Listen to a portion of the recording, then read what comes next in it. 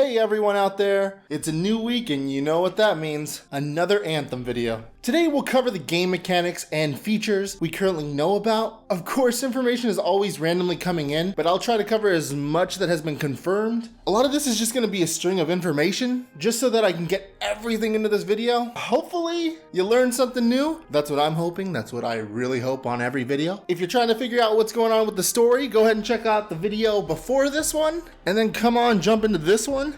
This will be a continuous series. Right now, I'm just going to be covering little bits each video of what we know.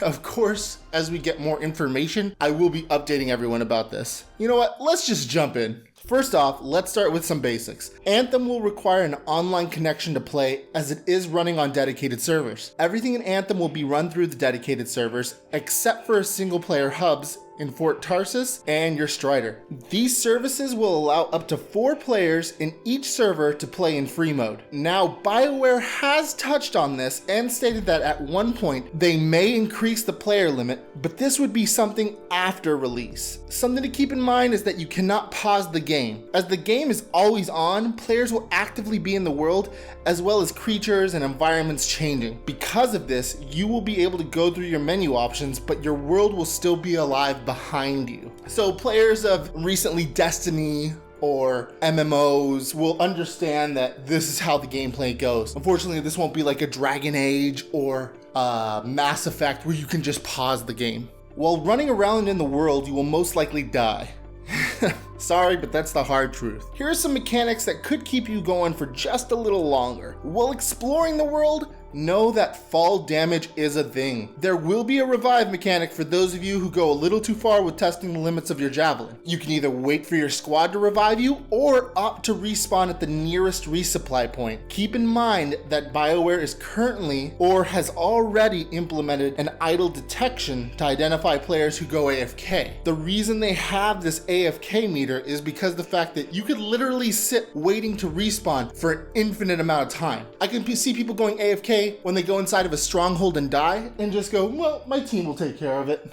Bioware has confirmed that griefing players will not be able to block other players from reviving down players. This is another great mechanic for those who are scared that if you're not holding your weight at a moment that some other player is just gonna go, no, don't come back alive. I hate those horrible instances that just cause toxicity, and I'm happy to see that they're implementing these beforehand. There will be a free play mode that allows you to explore the world in an undirected way that's focused on exploration and discovery. Do not worry though, there will be side quests outside the main storyline for those who want a little more to do other than just fly around and discover. In free play mode, you can swoop in and help other players near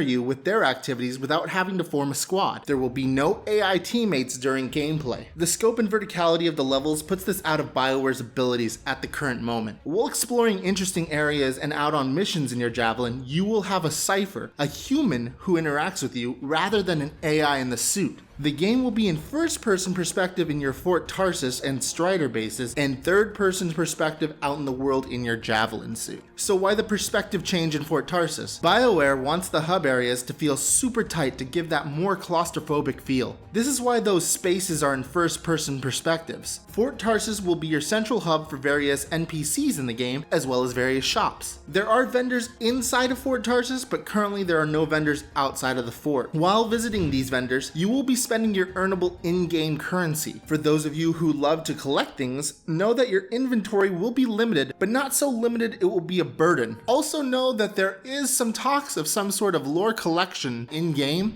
More on that when we get more information, but I'm hoping it's well thought out. Crafting will be a thing in Anthem, but no hard evidence of how this will play out. Hopefully we get more information on that as we get closer to release. There will be no trading equipment with other players at launch in order to control balance.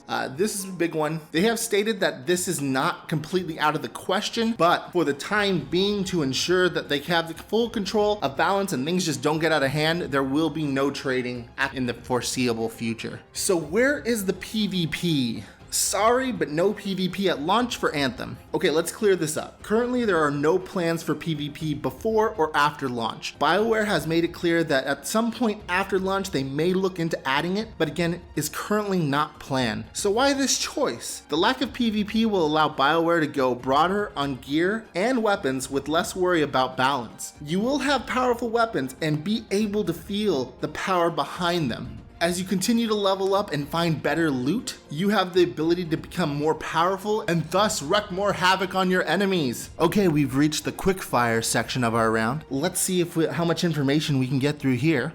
These are little tidbits that have been released. Didn't really have a little place, so let's just throw them out there. Let's go. Cross-platform is not currently planned. Emotes will be in-game. Aim assist is a thing on game controllers, and Bioware is currently tuning those as we speak. While underwater, you will have a breath meter, there will be colorblind mode, and there is a day-night cycle through the game. There could be holidays and themed events in Anthem at some point, but Bioware isn't talking about post-launch content yet, but they want you to know that people do celebrate in Anthem. Okay, well that will do it for this video. I hope you enjoyed this one. Next video hopefully will be up this Friday, as 4th of July over here in America is throwing my schedule off. And that video will cover the individual Anthem javelins. We're finally gonna jump into those. We're gonna go over the different types of javelins, their abilities, customizations, you name it. Let's just touch on it. For those of you new here, last week we did a video on story and lore in Anthem, so check that one out if you want to learn more. Make sure to like the video if you